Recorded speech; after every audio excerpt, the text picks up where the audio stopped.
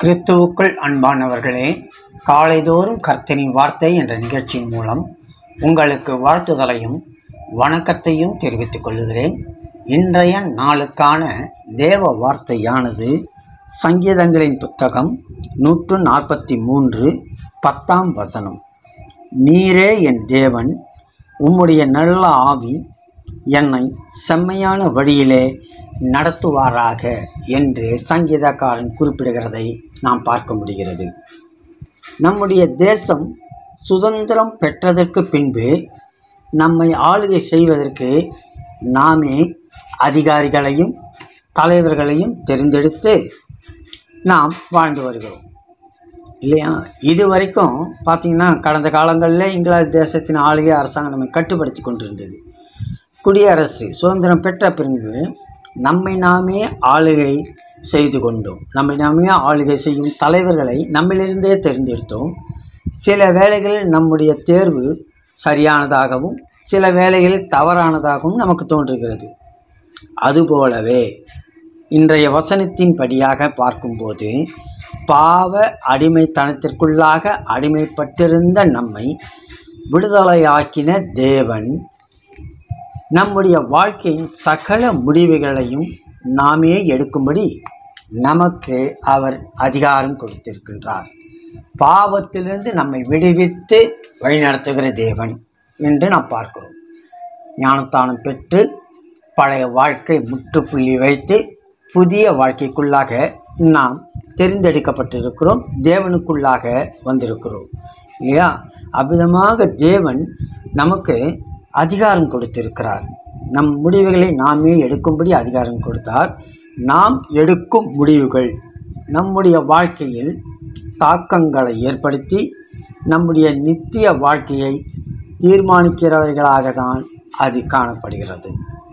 இவ்விதமாக காணப்படுகிறபடினாலே நாம் எடுக்கின்ற முடிவு நித்திய வாழ்க்கை ஏதுவாக தீர்மானிக்கிறதாய் காணப்பட வேண்டும் இல்லையா? இஸ்ரவேல் ஜனங்களுக்கு முன்பாக ஜீவனையும் மரணத்தையும் வைக்கிறேன் என்று கூறின மோசே இல்லையா? உபாகமும் 30 சொல்கிறாரு இல்லையா? ஜீவனையும் மரணத்தையும் வைக்கிறேன் என்று. நீ பிழைக்கும்படி ஜீவனை தெரிந்தெடுத்துக்கொள் என்று கூறினது போல நமக்கு முன்பாக நன்மையையும் தீமையும் வைத்த கர்த்தர் நம்முடைய நித்திய வாழ்க்கையை தீர்மானிக்கும்படி நமக்கு என்ன வேண்டுமோ அதை தெரிந்தெடுத்து கொள்ள சகல உரிமைகளையும் அவர் நமக்கு தந்திருக்கிறார். ஆனாலும் நாம் பிழைத்திருக்கும்படி ஜீவனை தெரிந்து கொள்வதற்கு ஏதுவாக வேதத்தின் வாயிலாக அநேக ஆலோசனைகளையும் அவர் கூறுகிறார் இல்லையா? ஆலோசனைகளையும் நமக்கு கொடுத்திருக்கிறார். ஏசாயா 43 21 பார்க்கும்போது, இந்த ஜனத்தை எனக்கென்று ஏற்படுத்தினேன், இவர்கள் என் துதியை சொல்லி வருவார்கள் என்று அங்கே குறிப்பிடுகிறார். அப்போது அவரால் தெரிந்து கொள்ளப்பட்டு அவரால் சுதந்திரம் நமக்கு கொடுக்கப்பட்டாலும் கூட இந்த உலகத்தில் வாழ்வதற்கு வேத வசனங்களை கூர்ந்து கவனித்து ஆண்டவருடைய வழி நடத்துதலே நாம் காணப்பட வேண்டும். அதைத்தான் நீரே என் தேவன், அவரே தேவன் என்று ஏற்றுக்கொண்டு உம்முடைய நல்ல ஆவி என்னை செம்மையான வழியிலே நடத்தட்டும் என்று ஒரு அர்ப்பணிப்பு நம்மிடத்தில் காணப்பட வேண்டும்.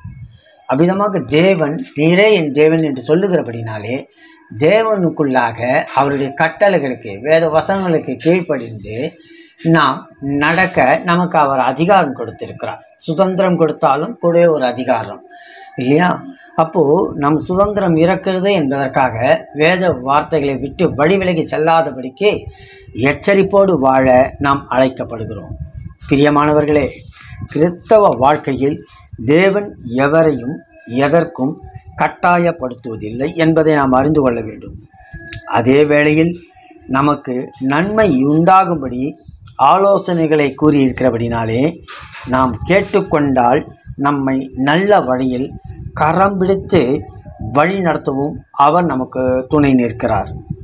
ஆனால் முடிவெடுக்கும் சகல அதிகாரமும் நமக்கு கொடுக்கப்பட்டாலும் கூட அதில் தேவன் ஒருபோதும் தலையிடுவதில்லை.